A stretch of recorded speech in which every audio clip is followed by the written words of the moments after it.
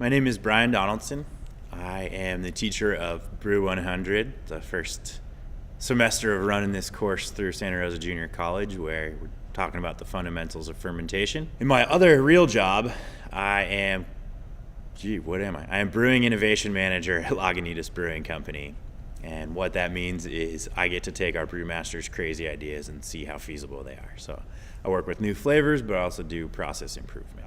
Business in Latin America is actually expanding. And so I think not only will that help there, but it'll trickle both directions. I know of more breweries that are exporting to Latin America. We distribute to Mexico at this point.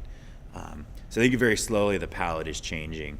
I know one of the big up-and-coming craft markets is actually Brazil. So the Southern Hemisphere is really catching up in that regard. They already grow a good amount of barley for malt in South America, Patagonia especially. And so not only is that a good thing for South America, so they have something new to brew with, it provides new flavors to the United States and Northern Hemisphere countries. And also would stimulate transfers of knowledge. If someone has an ingredient to offer, you don't just go in and take it, you exchange. And so get them hops, get them knowledge, and vice versa return. I would like to see it, as far as the results go, I would like to see our students be hired at breweries, start their own breweries, and be successful.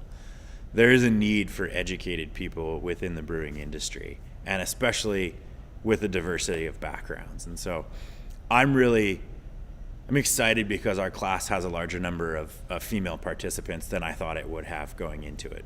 Brewing is still very male dominated. It's very white male dominated. So any diversity we can get is just going to benefit, because you get different experiences and different backgrounds, and that's going to lead to more exploration and more experimentation and more fun new flavors. And that's really what I'm all about. What's good? Not what are we already doing, but what can we be doing? And having a diverse background opens up so many possibilities. My name is Jesus Ceja. I'm the brewmaster for Carneros Brewing Company. This is a family-owned microbrewery.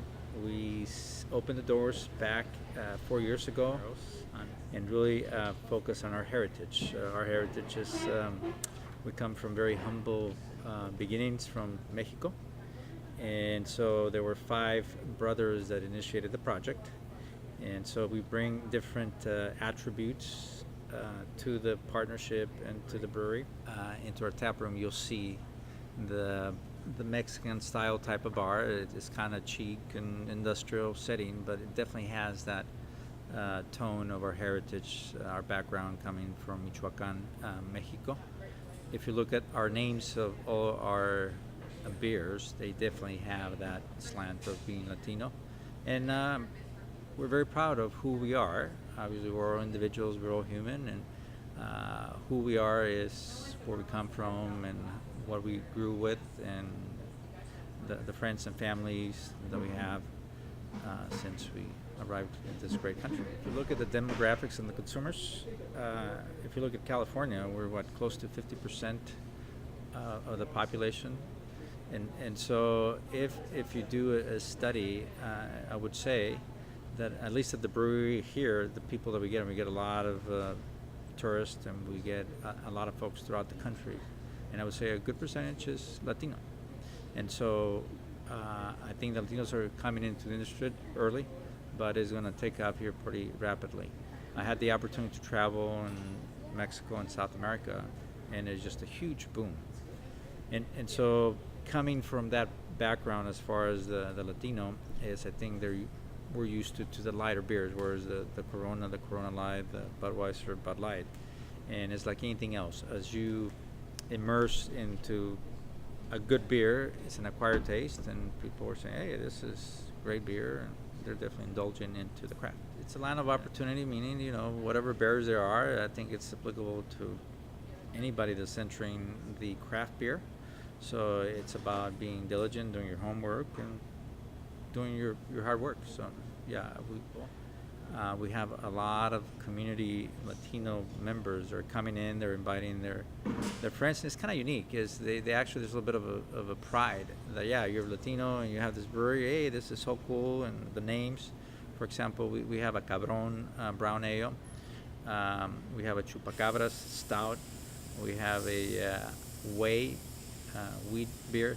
So the names are catchy, and just the family history or our heritage, where we came from, I think is just kind of a little point of attraction. But at the end of the day, it's about the quality of beers. I mean, if you have the first, second generation Latinos, and even here, until the whole boom of the craft beer, the whole beer is kind of interesting. Is how do you make it, where does it come from, and all that is just the unknown. But as we get educated and really learn the attributes of a healthy drink like this Hefeweizen, and they really get interested, they get engaged, and then they do a lot of home brewing. So a lot of the very successful craft brewers started as home brewers, experimenting in the creativity and just getting immersed. So as Latinos, I think it's just a matter of time. We'll definitely get there.